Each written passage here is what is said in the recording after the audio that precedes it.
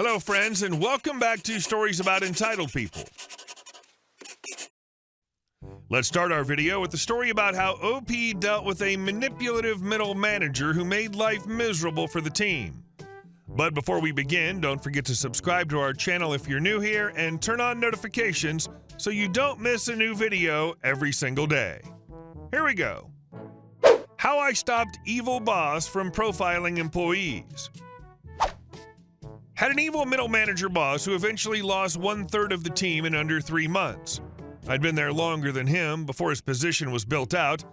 It was a really gross one, like psychological abuse, and also openly commented on a 16-year-old celebrity being hot when he was 36.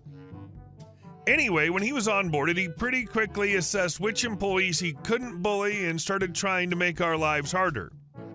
He started doing some anonymous reviews and tests.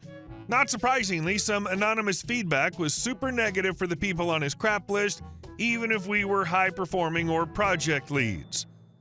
I finally had enough of attempting to talk it out head-on. He always denied everything, and even once actually asked me if I was on drugs. WTF, during a one-on-one. This is a hugely famous tech company. Anyway, he decided it was time for another round of anonymous testing, this time a personality test. I answered every question imagining I was him, every single one. To nobody's surprise, he was like, "Surprise, we're all going to reveal and see which result we have on the screen now. Yay!" I matched him perfectly. The only one, he got the absolute psychopath result, but it also says like entrepreneur and celebrity, so he would have been thrilled, but he knew we were very different, yet somehow we had the exact same results. Out of like 20 plus possibilities, when he pulled up the results on screen, his face dropped.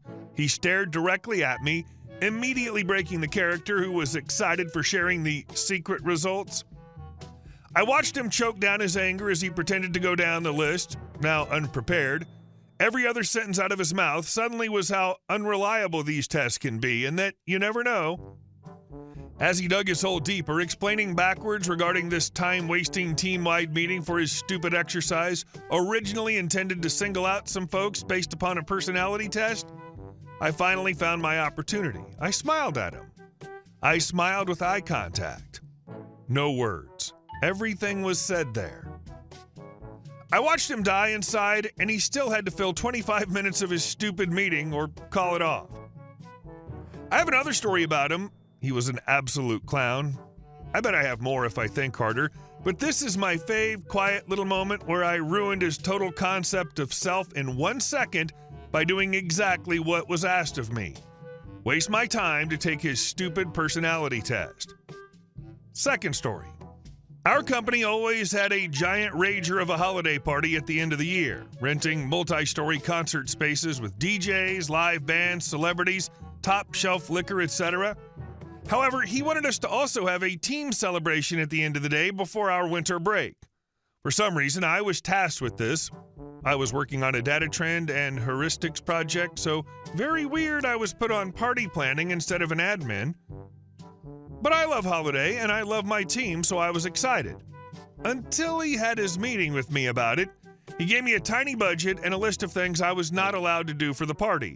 And most importantly, I was not allowed to spend any budget money for alcohol. I was shocked. I asked if the beer fridge at work was what we were expected to use since the company had contracted merchants that kept us well stocked. He said I also wasn't allowed to use that, and I wasn't allowed to buy alcohol for the party. I felt like he'd done all this to set me up to have a failure of a party. Instead, I showed some other team members, and they were also shocked by this list.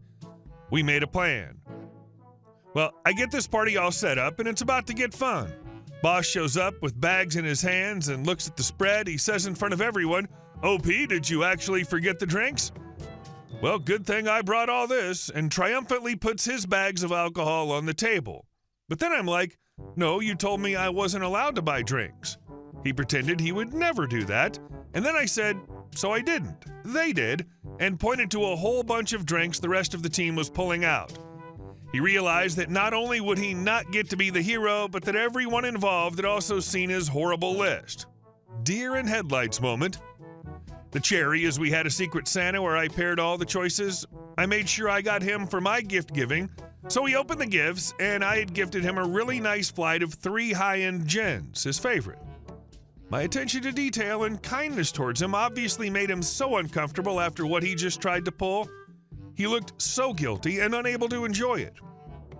Even better, if you told all your coworkers to answer the questions in the same way, results would have varied slightly, but most of you would have matched it perfectly. And our second story. Entitled woman hits our car and blames us.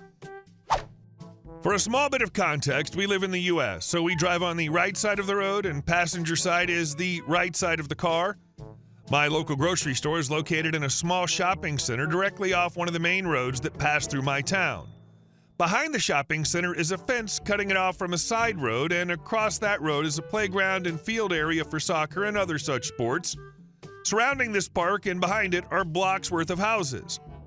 Because of this, both the park side of the road and the shopping center side have parking spaces, and there are 2 intentional holes in the fence made by shopping center, so people from the community can pass through the fence to reach the shops.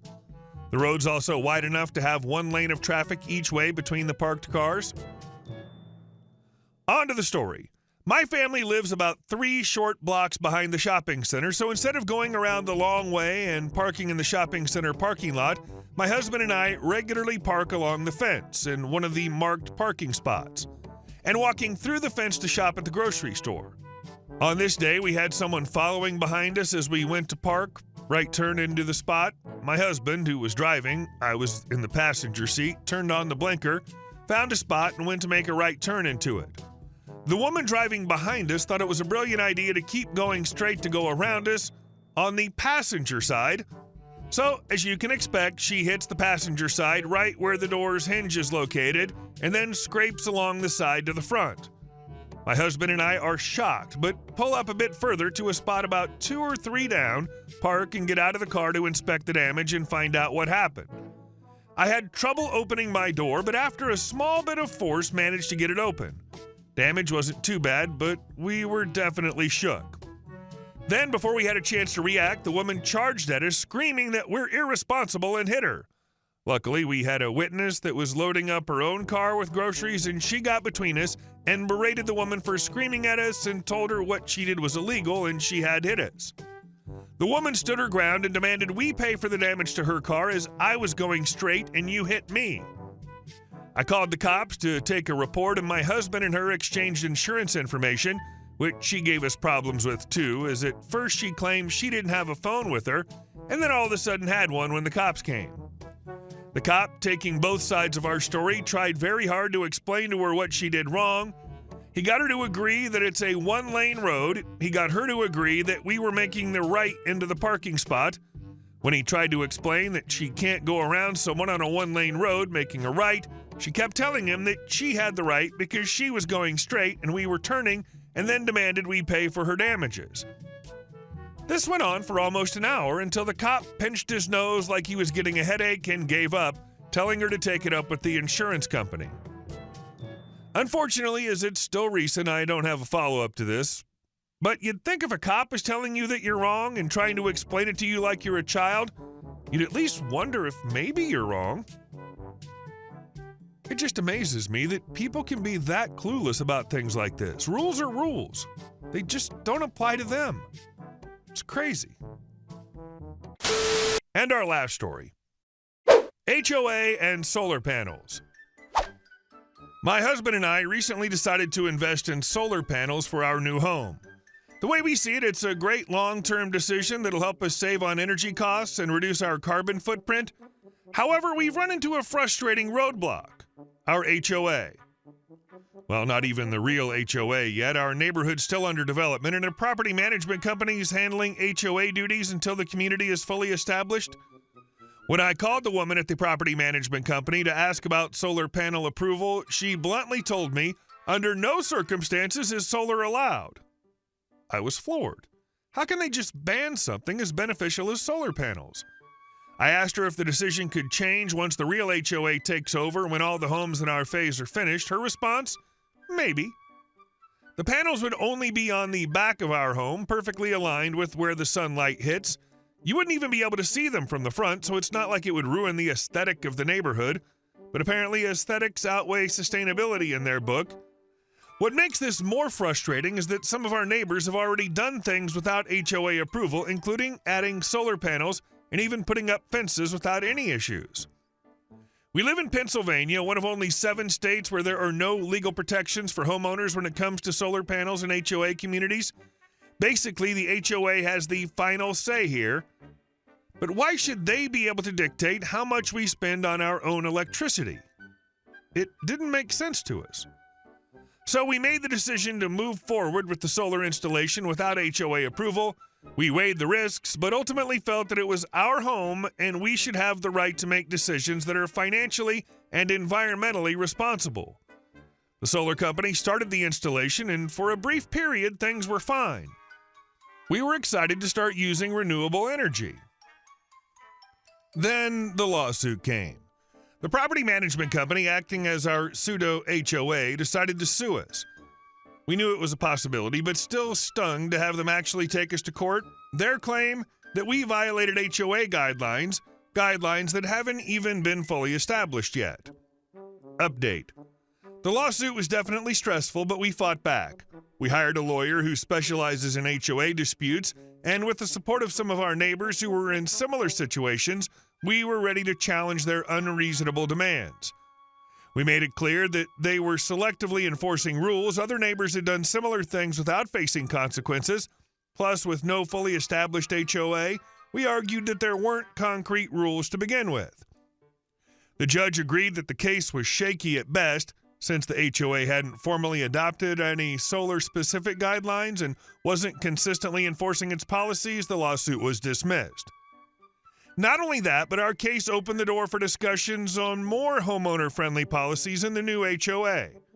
We won, and now we're happily running on solar power. The management company can no longer block solar panel installations without having clear, reasonable policies in place. Hey guys, thank you all for watching the video. I'll see you in the next one.